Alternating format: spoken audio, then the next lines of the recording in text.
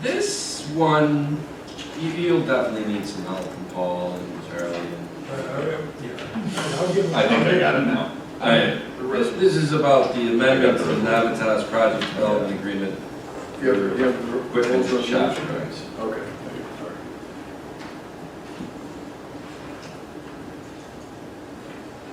Me.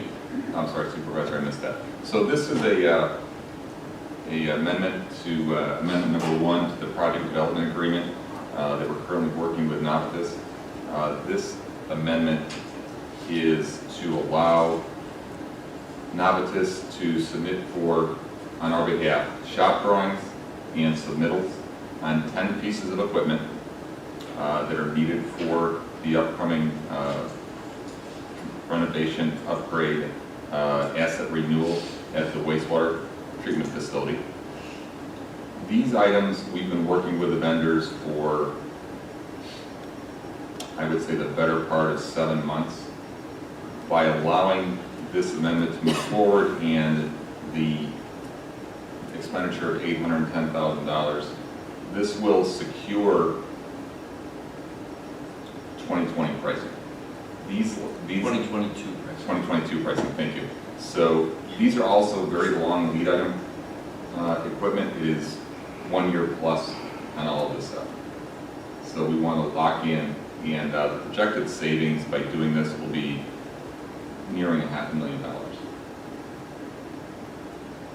Yeah, based on when you aggregate these up, what the new 23 pricing is $500,000 more than what we locked into. Correct.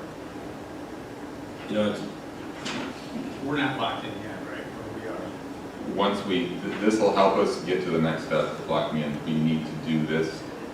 We need to show a commitment to the vendors and the manufacturers, and this will do that. That will start them again with their shop drawings and submittals back to So we'll get Navitas agreements and from us. each one of these vendors that price is locked in. you know, it's funny, I wish we had a big screen here that we could bring back some video clips of previous board meetings. Because I think in December, we talked about this, that we need to get letters of intent from the town supervisor out to these vendors, these equipment manufacturers. And if we get those letters of intent out to them that we plan on moving forward with them, they would secure the 2022 pricing. And at that time, I hate to say it was sleeves from our vest, but there was no money that we had to put in deposits or anything like that. For the most part, Art and Patty, you were in on these meetings with Navitas and Art, all, we knew that probably by March 31st, at the end of the first quarter of this year, you know, money talks, you know what walks, they were going to want their deposit, their good faith money to start the shop drawings for manufacturing these things. These are very specialty items. I think I can say that. Yes. You know, there's, as you can see, there's almost $8 million in item costs from these 10 things. The one that sticks out the biggest is the fan, the dryer. I'm sorry.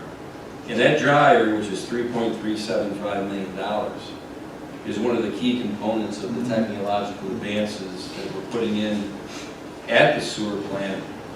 Correct me if I'm wrong, Eric, we go from hopefully not having $500,000 a year to haul sludge away to landfills, but this dryer is part of the process that will get us down to these little granular pellets that we might be able to give away or sell as fertilizer. You're correct.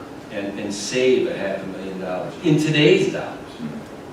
Today's dollars, which this may surprise people, but there's not a lot of landfills taking sewage sludge opening up around Western New York. So if it costs us $500,000 to haul sewer sludge to wherever our landfill is, if they close down, the one we go to right now I think is closing down. It is scheduled to close in 2 years, yes. When we have to haul it further, what's the cost of that sludge hauling going to be? So, you know, and it's a TMI, but you know, we've talked about this project so much. That dryer, that's a $3.3 million piece of machinery. Doesn't matter who installs it, doesn't matter if we're in an energy performance contract, Article 9, doesn't matter if we go through Wick's law and do low bid. If we ended up doing that in the long run on this, we would just put into the RF request for proposals, Mary, that we already got the dryer. We don't need you, contractor, to bid on the dryer, because we got it, right? And that's why it was so important to lock in that pricing through the letter of intent. But we knew the day was going to come where we had to put our money where our mouth is. And I will say, we have kind of put them off at bay for a while now, but they're starting to get a little antsy, as well they should. Now, we were hoping that by this time, Charlie, we'd have the main contract done, the construction management done, but for a myriad of reasons, you know, we just don't, we've got a couple things that we still got to get settled up on between, you know, you and Bill Buchan, who's helping, and the Navitas Institute. So since we're not there yet, this seemed like a reasonable accommodation to get us moving along in the deposits. I feel like Navitas is being used here as a pass-through agent by just tacking on to their development contract, Paul? Is that how you see it? Yeah. That's how I see it. Once again, I mean, we're only talking about $800,000 on a total of almost $8 million equipment. I think it needs to have a little discussion and questions or whatever. It's a lot of money. To your point, Supervisor, we actually did look at other manufacturers to try to get commitments from, and some just wouldn't do it because the market is so volatile. So, like you said, you know, we did the LOIs, and now we're asking for shop drawings and submittals, and that's the next step, and then we'll move forward once Charlie and Bill and so forth work out the contract.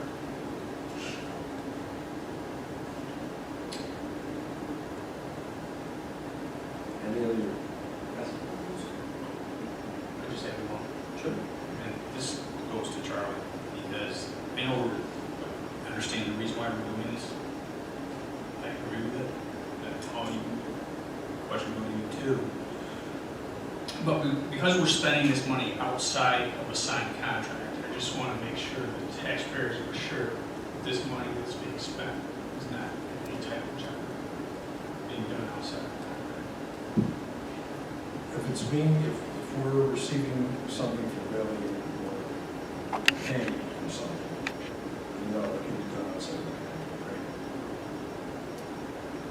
In other words, it's not just being handed over for no purpose or no reason. So it's being handed over for any goods or services that we are expecting. And if those goods or services, here it's mostly services, I think, right, Art? It is, but it is goods in those shops. No, what I'm saying is that the main, even though the Yeah, goods you're are absolutely 8 right, million, it's the services. services are, say, Right. a tenth of that. The fact is that if we don't get the services, we're entitled to get that money back. Okay, I guess that's the simplest way to put it. So, That's the my fact that favorite. there's a contract, yes, the contracts are very important, but the other component of the contract is to be paid for something or getting something for it. And if you don't receive what you're paying for, then you're entitled to get that. So, I don't know if that answers your question. Sure. I appreciate it. But I just wanted to make sure we had a discussion for the taxpayers. No, I'm a taxpayer too. Anything else? I can't do this. I would make a motion that we approve an amendment to the Navitas Project Development Agreement for equipment shop drawings and to allow the supervisor to sign said agreement Second. in a total of $810,000. 810,200. $810,200. Councilman Mataldi? Aye. Councilman Abbott? Aye. Councilman Cahill? All right. Councilwoman Wynn. Aye. Supervisor Flaherty. Aye.